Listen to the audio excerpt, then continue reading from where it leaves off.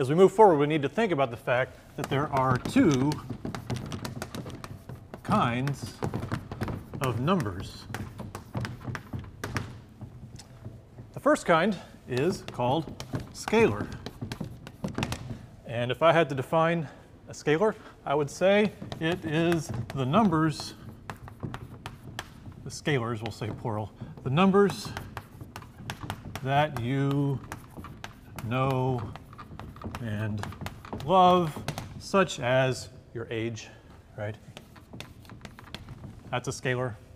TV channel, scalar. Just the numbers you're used to. I had some other examples from your youth here. Your SAT score is a scalar. And getting more back to the world of physics, mass, which we're going to talk about this week, is a scalar. Energy is a scalar. Your cell phone number is a scalar, right? All those numbers that you're familiar with, scalar numbers. Just plain old numbers, the ones you do algebra with, the ones you add, the ones you subtract.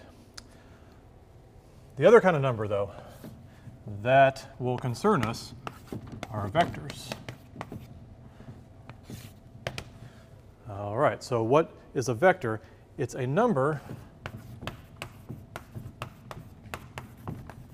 that represents a quantity with a direction.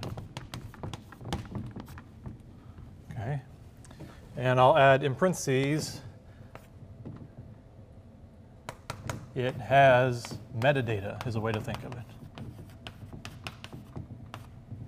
It's not just the number, it's the number and the direction. It actually takes two numbers to specify a vector. One pretty much represents the amount, the size, and one represents the direction, although there's a few different ways to give those two numbers.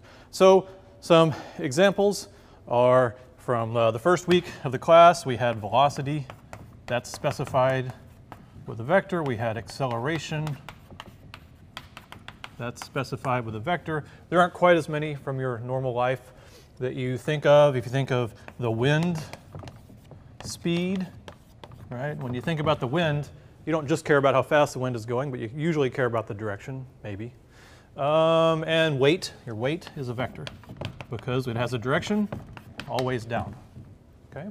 So you're good with scalars. What we're gonna do now is spend a board or two on how we describe and use and manipulate vectors.